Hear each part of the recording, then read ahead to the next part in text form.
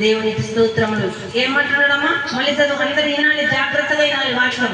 నువ్వు వెళ్ళిన చోటల్లా, నీవు వెళ్ళిన చోటునెల్లా నీకు తోడుగా ఉండి నిన్ను ద్వేషించే వారిని నీ ముందర నిలవనీయక నిర్మూలము చేసి తిని. నిన్ను ద్వేషించే వారందరినీ నీ ముందర నిలవనీయక నిర్మూలము చేస్తాడంట దేవుడు. ఎక్కడెక్కడైతే నువ్వు ద్వేషించబడుతున్నావో, ఎవరెవరిలో నుంచి నిన్ను ముఖం మీద ఒక మాట, చాటున ఒక మాట మాట్లాడుతున్నారేమో, వాళ్ళందరి ఎదుట నిన్ను వాళ్ళని ఏం చేస్తున్నాడు? నిర్మూలం చేసి. లోకములోని గనులకు కలిగి ఉన్న పేరు వంటి పేరును నీకు కలుగజేయును. లోకములో గనులకు ఎలాంటి పేరున్నాయో అలాంటి పేరు నీకు కలుగును. హల్లెలూయా. దేవుడే చెప్తున్నాడు ఈ మాట. దేవుడి డైరెక్ట్ గా దేవుడు వచ్చి మాట్లాడుతున్నాడు. నీకు గనులకు కలిగిన పేరు నీకు ఇవ్వబోతున్నాను. నువ్వు ఏ స్థలంలోకి వెళ్ళినా, ఎక్కడ నిన్ను దూషించేవారున్నా వారిని నువ్వేమనవు కానీ దేవుడే వారిని చూసుకుంటున్నాడు. దేవునికి స్తోత్రములు కలుగునుగాక. ఎప్పుడు చూసుకుంటాడంటే నువ్వు దేవుడితో జీవించుతున్నప్పుడు, దేవుడితో నువ్వు కలిసి నడుస్తున్నప్పుడు దేవుడు చూసుకుంటాడు. దేవుని బిడ్డ, దేవునికి స్తోత్రములు.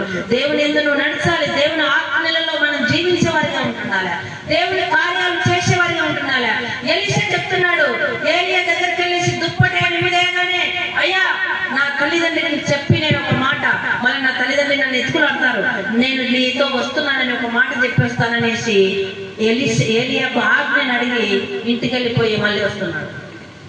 దేవునికి స్తోత్రాలు కలుగునుగాక.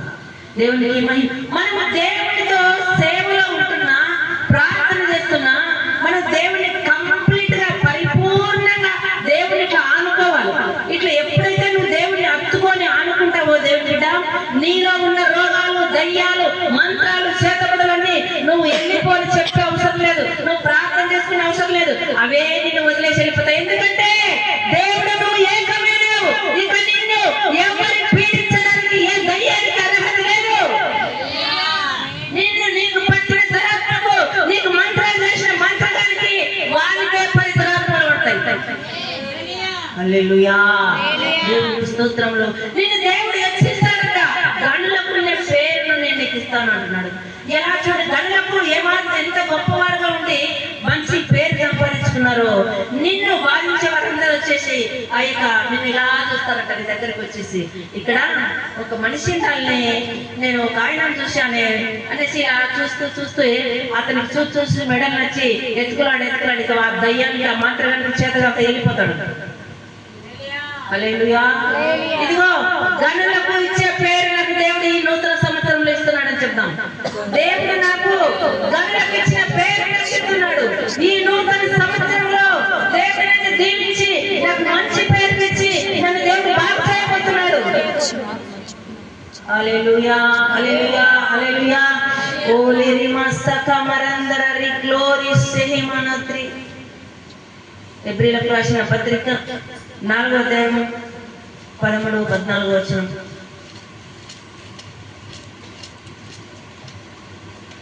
దేవునికి మహిమ రహస్యకే. ఎబ్రీలకు రాసిన పత్రిక 4వ అధ్యాయం 13వ వచనం. మరియు ఆయన దృష్టికి కనబడని స్పష్టమేదియూ లేదు. మనం ఎవరికి లెక్క చెప్పవలసి ఉన్నదో ఆ దేవుని కనులకు సమస్తమును మరుగులేక తేటగా ఉన్నది.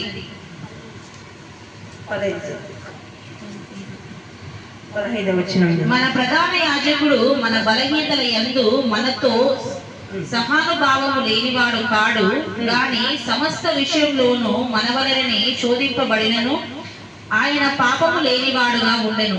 గనుక మనము కనికరింపబడి సమయోచితమైన సహాయము కొరకు కృప పొందునట్లు ధైర్యముతో కృపా సహనమునొద్దకు చేరుదము.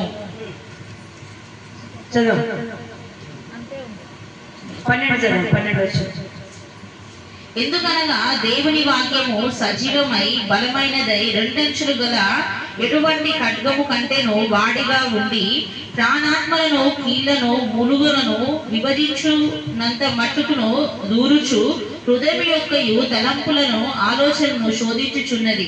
మరియు ఆయన దృష్టికి కనబడని స్పష్టమేదియు లేదు. మనం ఎవరికి చెప్పవలసి ఉన్నదో ఆ దేవుని కన్నులకు సమస్తమును మరుగులేక తేటగా ఉన్నది. దేవునికి స్తోత్రం. ఎవరికి నువ్వు లెక్క చెప్ప అవసరం లేదు, దేవుడు చూసుకుంటున్నాడంట.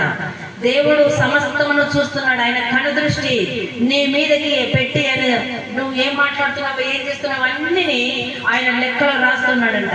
ఆయన వాక్యము అయితే నీ ఎముకల్లో, మూలుగుల్లో, కండరాలలో విభజించబడినంట. ఏమనిందమ్మా 12 చదువు. ఎందుకనగా దేవుని వాక్యము సజీవమై బలము గలదై రెండంచులు గల ఎటువంటి ఖడ్గము కంటే వాటి గలదై ఉండి ప్రాణాత్మలను కీళ్లను మూలుగులను విభజించినంత మట్టుకు దూరుచు హృదయం యొక్కయు తలంపులను ఆలోచనలను శోధించుచున్నది. హల్లెలూయా. దేవుడికి ఏది నీకు దేవుడికి తెలియదు, నేను చేసింది తెలియదులే, పాస్టర్కే తెలియదు, దేవుడికి ఏం తెలుస్తుందిలే అని అనుకోవద్దు. దేవుడు అంట అన్ని చూస్తున్నాడంట. వాక్యమై జీవమైన దేవుడు ఆ వాక్యము ఎముకల్లో, మూలుగుల్లో, ఆ యొక్క కండరాలను విభజించబడినంతగా దూరి వాక్యం. వాక్యం జీవమై వాక్యమైన దేవుడు. నీకు ఒక వాక్యంలో దేవుని స్తోత్రంలో హైదరాబాద్ లో నాకు తెలిసిన వాళ్ళు ఒక ఆయన వచ్చారు. వచ్చి వాళ్ళు హాస్పిటల్లో ఉన్నారని తెలిసింది. హాస్పిటల్లోని ఏమైందంటే ఆపరేషన్ కూడా క్యాన్సర్ అయితే మేము చెయ్యమన్నారు డాక్టరు. ఈ ఆపరేషన్కి ఇది అందదు, ఇది మేము చేయలేము, అంత లోపలికి వెళ్ళి ఆపరేషన్ చేసే ఖడ్గాలు మా దగ్గర లేవు, ఒకవేళ ప్రాణాపాయాలు జరగవచ్చు కాబట్టి మేము చెయ్యమనేసి ఆ కేసును పట్టుకోకుండా ఎక్కడ మూలుగులలో ఉందంట రోగం. హల్లెలూయా.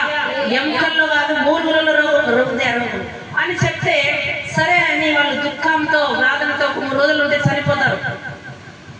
అటువంటి పరిస్థితుల్లో వేదనలో బాధలో ఉండి ఫోన్ చేసినారు. ఫోన్ చేస్తే అప్పుడు ప్రార్థన చేస్తున్నాం. సరే నేను కూడా అనుకున్నాను, సరేలే ప్రార్థన వాళ్ళు చెప్పినారు కాబట్టి ప్రార్థన చేస్తున్నాను, కానీ బాగవుతుందని నాకు తెలియదు. ప్రార్థన చేసిన 2వ రోజే దేవుడి వారి పైన గొప్ప ఒక వెలుగు కనపడిందంట. ప్రార్థన చేసిన తర్వాత 2వ రోజు దేవుడు దర్శించి వారికి మంచి స్వస్థత వచ్చిందంట. డాక్టర్ చేతులు తీసినాడు, కానీ ఈమెకు ఇంటికి వెళ్తే 3 రోజులు మాత్రమే బతుకుతుంది. కానీ వాక్యం ఏం చేసిందంటే దేవుడి జీవమైన వాక్యము ఆ మూలుగులకు వెళ్ళి విభజింపబడినంతగా లోపలికి వెళ్ళి స్వస్థత విడుదల చేసింది. హల్లెలూయా. ఆ స్వస్థత కలిగిన వెంటనే ఆపరేషన్ అవసరం లేదు, 3 లక్షల డబ్బులు మిగిలిపోయాయి. దేవునికి స్తోత్రాలు. డాక్టర్కి పెట్టేటివి మనకు కాళ్ళ నొప్పులు, ఇక వేళ్ళ నొప్పులు, తల్ల నొప్పులు ఇవన్నీ వచ్చినప్పుడు ఏం చేయాలో తెలుసా? నేను కొన్ని చిట్కాలు చెప్తాను, కానీ మీరు చెయ్యరు. ఎందుకు చెప్పాలి? ప్రార్థన, ఉపవాస ప్రార్థన. ఉపవాస ప్రార్థన ఏమని నేను ఎన్నోసార్లు దేవుడు ప్రేరేపిస్తే చేయలేదు. ఇప్పటికి నాకు ఈ విషయంలో చాలా బాధగా ఉంది. ఆత్మదేవుడు నన్ను బాధ పుట్టిస్తున్నాడు. అంటే దేవుడు అంత సీపుగా చూస్తున్నాడు దేవుని మాట. ఆత్మదేవుడు చెప్తున్న మాటకు సాధరించినప్పుడు నీకు శ్రమ ఎదుర్కోవాల్సి వస్తుంది. నీకు పనులు ముఖ్యమా? ఉపవాసం ఉండి ప్రార్థన చేయవలసింది దేవుని కోసం కాదు, నీ కోసం, నిన్ను బాగుండడం కోసమే దేవుడు చెప్పాడు. నీకు భయంకరమైన వ్యాధి, రోగం ఉన్నప్పుడు మోకాల్లోని ఉపవాసం ఉండి పాపాలు ఒప్పుకొని ప్రార్థన చేయాలి. అయ్యా, నా కాళ్ళతో చేసిన పాప, చేతులతో చేసిన పాపాలు, నోటితో చేసిన పాపాలు, కళ్ళతో చూసిన పాపాలు, చెవుతో వినేటి, నీ అవయవాల నుంచి ప్రతి అవయవం నుంచి లోపలికి పాపం వెళ్ళిపోయి గూడు కట్టుకుంది నీ హృదయంలో. ఆ గూడు చెదిరిపోవాలంటే జీవము గల దేవుడి యొక్క వాక్కు వెళ్ళాలి. వాక్కు మాత్రమే విభజింపబడినంత లోతు వెళ్ళిపోయి బాగు చేస్తుంది. వాక్యం చెప్తుంది, నేను కాదు. హల్లెలూయా. మీకు మీ పాస్టర్ ఏం లేదు, ఫోన్ చేయగానే ఏ రాత్రి అయినా ప్రార్థన చేస్తాడు ఫోన్ ఎత్తి. మీరే అనుకుంటారు మేము మోకాలు ఎందుకు ఉండాలి, మేము ఎందుకు ఉపవాసం ఉండాలి, మేము ఎందుకు పచ్చి ఉండాలి. ఆ పాస్టర్ ఫోన్ చేసి ప్రార్థన చేస్తాడు, బాగా అవుతుంది, నిద్రపోతాం, బాగుంది. అందుకే ఎందుకు చేయాలి? అవసరం లేదు. ఇట్లాంటి నచ్చవు. దేవుడు చెప్పినట్టు చేయాలి. హల్లెలూయా. దేవునికి మహిమ కలుగును గాక. విభజింపబడనంతగా ఎక్కడికి వెళ్ళింది వాక్యం? ఎక్కడికి వెళ్ళింది? విభజనంత మట్టుకు దూరుచు హృదయం యొక్క తలంపులను ఆలోచనలను శోధించుచున్నది. మరియు ఆయన దృష్టికి కనబడని స్పష్టమేదియూ లేదు. మనం ఎవరికి లెక్క చెప్పవలసి ఉన్నదో ఆ దేవుని కన్నులకు సమస్తము లెక్క చెప్పవలసిన అవసరం లేదు. పాస్టర్కి చెప్పాల్సిన అవసరం లేదు. దేవునికి చెప్పాల్సిన అవసరం లేదు. ఎవరికి ఈ సమస్యలో కాదు. దేవుడికి లెక్క చెప్పవలసిన రోజు ఒక రోజు ఉంది. నీ పంటలో, భూమిలో నీకు ఇచ్చి దేవుడు ఇచ్చిన ఆశీర్వాదంలో నువ్వు ఏం చేస్తున్నావు, ఎక్కడ ఇస్తున్నావా లేదా, ఇవ్వకపోతే తింటున్నావా, నీకే అప్పులు ఎక్కువ అయిపోయినాయి. ఇక దేవుడికి ఏం చేస్తామనేసి అనుకుంటున్నావేమో. దేవుని బిడ్డ, ఇదిగో దేవుడు చెప్తున్న మాట, లెక్కలో నువ్వు నిలబడే రోజు ఉంది. ఒక రోజు ఆ లెక్కలో నువ్వు నిలబడినప్పుడు నువ్వు తల ఎత్తుకునే వారిగా ఉంటావా, తల తీసుకునే వారిగా ఉంటావా? ఒకసారి లెక్క చూసుకోవాలి. ఈ నూతన సంవత్సరంలో ఇంకా ఎన్నాళ్ళు సంస్థలో పిల్లలాగా, పాలు తాగే పిల్లలాగా ఉంటావు? హల్లెలూయా. ఓ రిపమనస్స కరందర దినిస్తహమల. తండ్రి నీకు స్తోత్రం. Thank you Jesus. వండర్ఫుల్. దీపమనస్సి హిరికాలరిస్తహమనంతర. పరిశుద్ధాత్మ దేవానికి స్తోత్రం, స్తోత్రం, స్తోత్రం. ఏమైనా చేయగలవు, కథ మొత్తం మార్చగలవు, నీ నామముకే మహిమంతా తెచ్చుకొందువు. ఏమైనా చేయగలవు, కథ మొత్తం మార్చగలవు, నీ నామముకే మహిమంతా తెచ్చుకొందువు.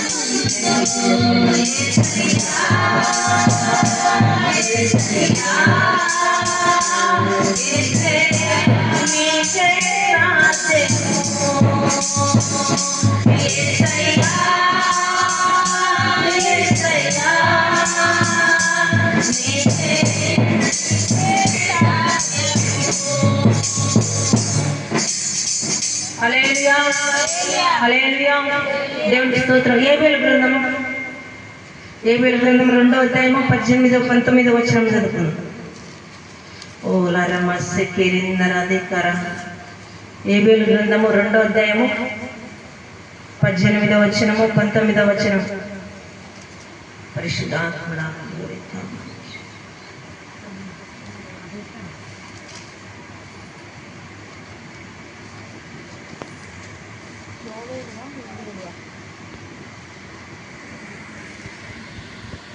చూడు. ఏబేలు గ్రంథం ఎవరు?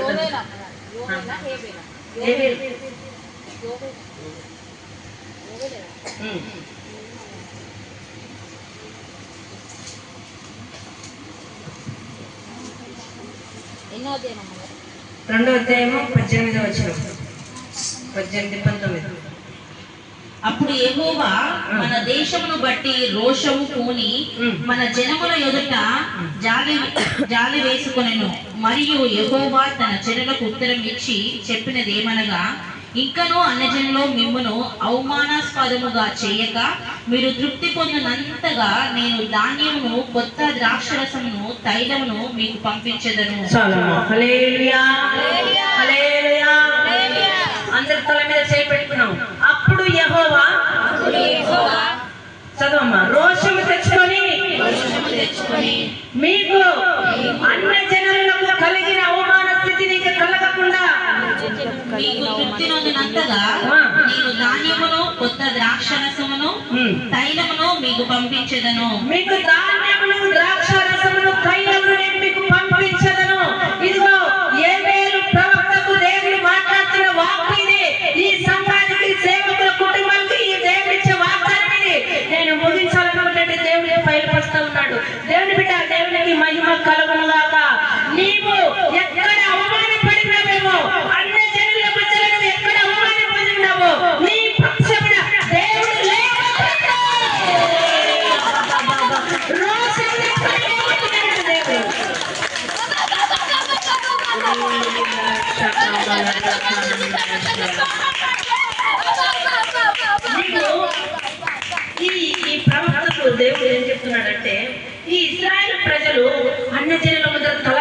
తిని ఎంతో అవమానాలు భరిస్తూ వేదన పడుతూ బాధపడుతూ అప్పులో నుంచి లాక్కపోతుంటే తిని అన్నం లేకుండా ఈ ఇశ్రాయేలు ప్రజలు ఏంట్రా వీళ్ళకి గతి లేదు అన్నం తినికి, వీళ్ళకి బియ్యం లేవురా, నేను పనిచేస్తే వీళ్ళకి నేను నూకలు ఇచ్చాను అనేసి ఈ యొక్క ప్రజలు ఐగుప్తు ప్రజలు ఇశ్రాయేలు ప్రజలు వేలికరగా మాట్లాడుతుంటే అప్పుడు యెహోవా లేచి రోషము తెచ్చుకున్నాడంట.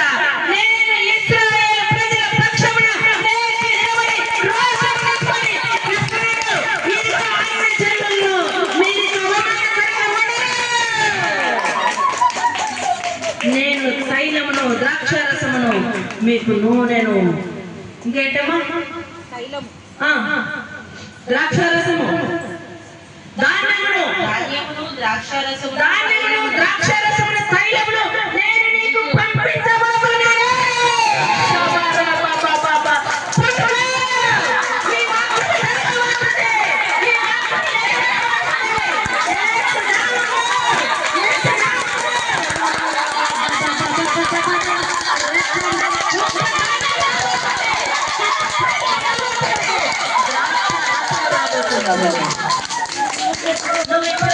ఇంతకుముందు ఎక్కడ అవమానపడినావో, ఎక్కడ అవమానపడవు, ఎక్కడ నువ్వు బాధపడినావో, ఇక్కడ నువ్వు బాధపడవు, ఎక్కడ నీకు దరిద్రం వచ్చిందో, నీకు దరిద్రం రాదు, నీకు రోగం వచ్చిందో, నీకు రోగం రాదు.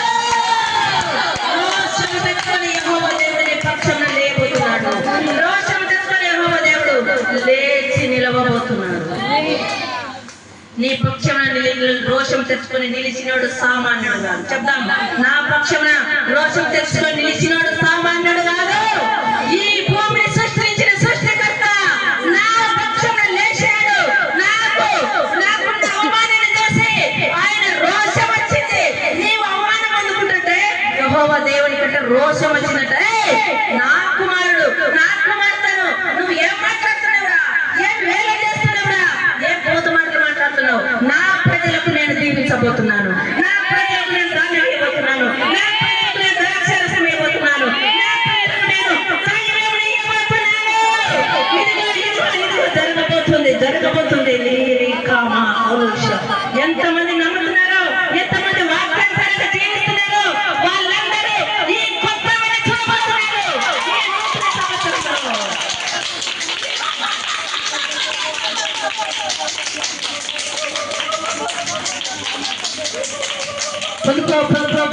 ఆత్మదేవుడు కార్యాలు చేస్తున్నాడు. పరిశుద్ధాత్మదేవుడు ప్రభువా నాకు దయచేయి ప్రభువా, నాకు ధాన్యం ఇవ్వు ప్రభువా, అయ్యా ద్రాక్షారసం ఇవ్వు ప్రభువా, తైలం ఇవ్వు ప్రభువా.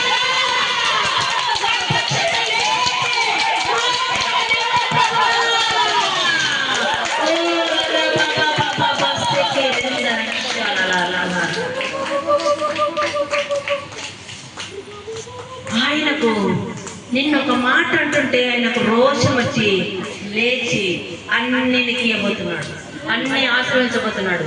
దేవుని వాక్యంలో జీవిస్తున్న వారికి ఇవన్నీ జరగబోతున్నాయి. కొంతమందికి 3 నెలల్లోనే జరగబోతుంది.